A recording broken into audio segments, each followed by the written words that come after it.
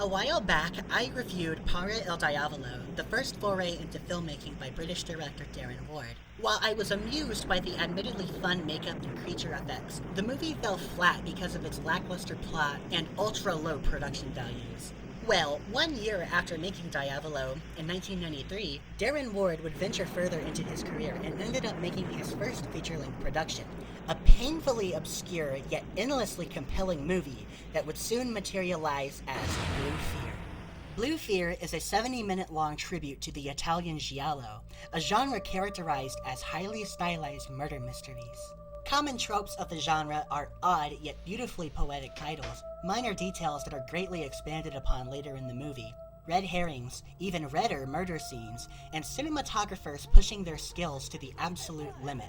These types of movies were highly prevalent in Italy throughout the 1970s and 80s, and resulted in some of the most iconic cult horror movies of that era, such as Deep Red, A Bay of Blood, and Don't Torture a Duckling. Ward follows suit, indulging in nearly every trope the genre has to offer in making Blue Fear, and ends up delivering a surprisingly intense, low-budget horror thriller. On one dark and dismal night in England, Stephen and his girlfriend Christina are having an argument in the car about Stephen's marijuana use. Stephen gets fed up and decides to storm off with this girl still in the car. As Stephen tries to walk away, he overhears an altercation taking place nearby. A man is cornered in an alleyway by a dark, mysterious figure and is then stabbed in the stomach and killed, with Stephen witnessing everything. The dark figure then approaches Stephen and calls him by name, and Stephen can barely make out a face before he flees the scene in fright. This scene is then followed by the killer's point of view as he approaches a parked car and enters through the passenger door. The driver asks him, "Did you get the money?" Over the next few days, things prove tough for Stephen as he just can't get the images of that man's death out of his head. He starts warning his friends Tony and Rob about what he saw, but they just kind of brush him off because they think he's a total dope fiend. As days pass, Stephen keeps having nightmares and premonitions of his friends being killed, and he relies heavily on drugs to distract himself. But nothing can ultimately take his mind off of what he saw, unless he can muster up the courage to confront the threat. Until then, Stephen just continues to gradually stew in his own anguish, and not only lose his sleep, but he starts to slowly lose his sanity as well. Blue Fear was never released on any wide scale. The movie had an extremely limited print of 20 VHS copies back in 1993 under Ward's company Giallo Films, and a shortened version of the movie appeared on a VHS compilation of Ward's early short films. That compilation was released in Germany by Incredibly Strange Visions under the name 3 Tickets to Hell. Finding these tapes has proved to be a massive pain in the ass, with the former release being nearly impossible to obtain. I was lucky to get a VHS to DVD rip of 3 Tickets from Ward himself over Facebook years ago. But honestly, hunting down any releases of Blue Fear is 100% worth it because, my god, this movie is amazing. I don't even want to spoil what else happens in it, so let's just dive into the review proper. The writing is consistently strong throughout, and nothing that happens in the story is left untouched upon. The characters are simple, and they may not be incredibly deep, but as the movie goes on, I was finding myself growing increasingly more attached to them, and at one point, I even started empathizing with them.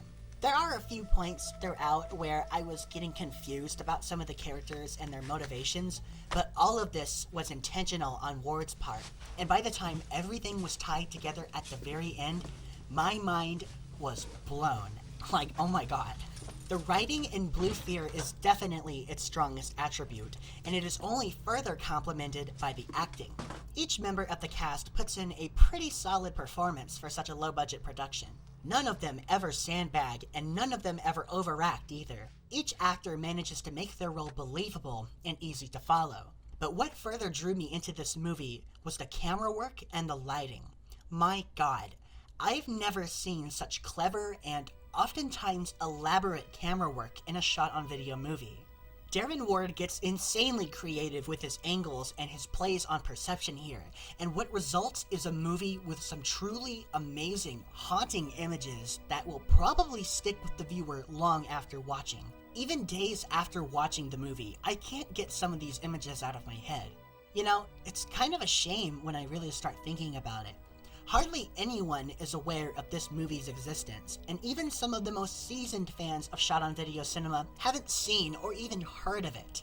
Darren Ward brilliantly and carefully paid tribute to the Italian giallo microcosm, and considering that this early work of his has failed to get the attention it deserves nearly 30 years later, man, it just feels wrong. So if you could get your hands on a copy of Blue Fear, by all means, pick it up and watch it. I cannot speak highly enough of this movie, and even if I sat here and continued to gush about it and shower it in praise, I couldn't possibly do Blue Fear any justice. Although Blue Fear remains a hidden gem buried in the desert of forgotten underground movies, another Darren Ward film would go on to establish him as a household name in the indie scene. And what movie would that be? Well, stay tuned everyone, because on June 10th, we're going to take a look at Ward's next feature-length endeavor. And boy, it is going to be an explosive one. As usual, I would like to thank you all so much for watching. What did you think of this video? Do you feel compelled to seek out this movie? Was I perhaps a bit overbearing in my review? Please, feel free to leave your thoughts in the comments below. And if you'd like to see more content, please consider following the channel. Also, before I go, on a side note, you may have noticed by now that my voice sounds a little bit different than usual. Well, that's because I'm actually starting to train my voice, and sooner or later I'd have to incorporate that into my videos. Without going too in-depth, I'd rather just present myself in a way that makes me more comfortable and is better reflective of me as a person. It'll take some getting used to, but regardless, I'm excited to bring you all more videos in the future. So, until next time, thanks again for watching everybody. This is Michaela signing off.